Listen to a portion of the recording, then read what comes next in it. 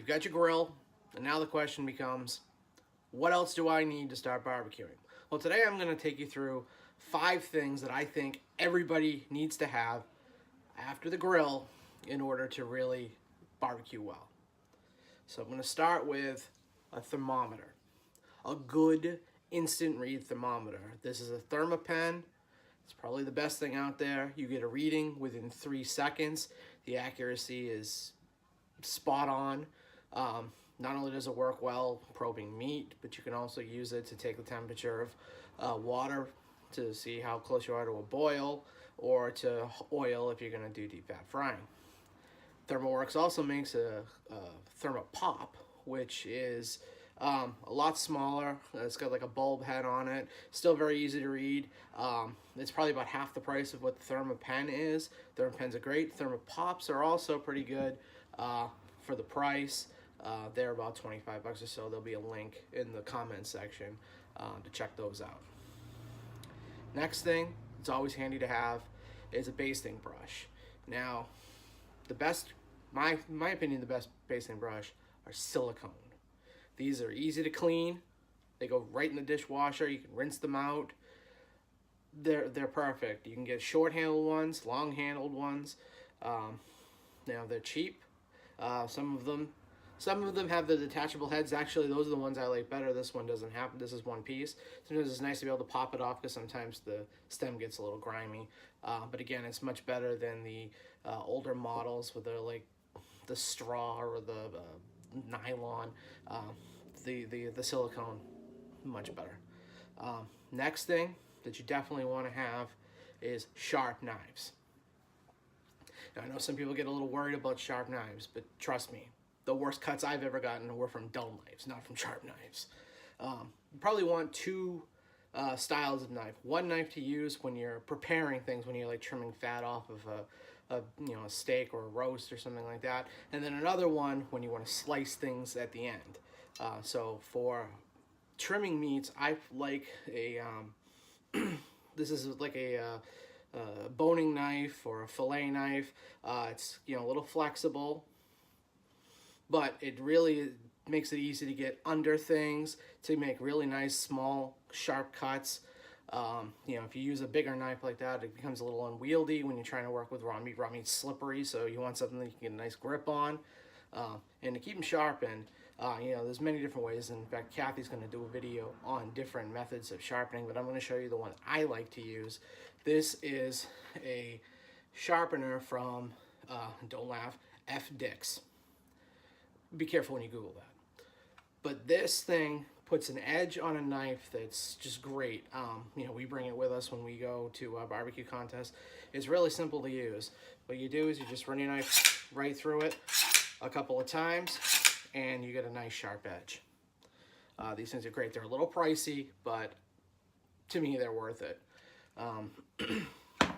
So that's, for a smaller knife, easy to handle for when you're trimming raw meat. When you're done and you want to slice things like slice a roast, pork a pork loin or something like that, you'll want a knife to slice. Now I have a nice long chef's knife here. Again, nice firm grip on it, and you want to have a nice sharp handle on it. We have some other ones as well that have kind of the scalloped edges, but this is your all-purpose chef's knife. This is great for when your food is done. The fourth thing, and this is something that I discovered when we were doing when we were doing contests one time. People were watching me using like tongs. A neighbor said, I looked over and they were just handling all their meat with their with gloves on, and I thought they were just using rubber gloves and thought they had asbestos hands. But it turns out what they had was these little white gloves that you can pick up at like Harbor Freight or Tractor Supply. They're like gardening gloves. They're all purpose. They're just cotton gloves. They're really thin. But what you can do is you can put it on. I'm left-handed, so I put it on my left hand. And then you can take your rubber glove and put it right over the top. I have pretty fat hands, so these are extra large gloves. And you can see that now I have a protection layer between the rubber glove and my hand, so I can pick up, I can start handling meat that's pretty warm. If the meat's just coming off the grill, I can actually double up the white gloves and then still fit the black glove over it. And with that, you can really just start handling things with your hands a lot more, which, you don't have to worry about, things falling off the tongs or, slipping off the spatula. Plus, when you're slicing, you can put these on and you can hold the meat in place and slice, and it makes life just a lot easier. I would even suggest, Thanksgiving turkey, hold it, put it at least on one hand. If you're left-handed like me, I would put one of these on my right hand, hold the turkey, and then be able to carve, with the knife with my other hand. It just makes life easier. And the last thing that you'll definitely want to have on hand is aluminum foil. This stuff is to people who do barbecue as duct tape is to any handyman. Use it for everything. Use it to, when you start prepping the meat, you can put a layer of foil down. It helps with the cleanup. When you want to hold your meat temperature, wrap your meat up, wrap it in aluminum foil. It keeps easy to seal, keeps everything nice and warm.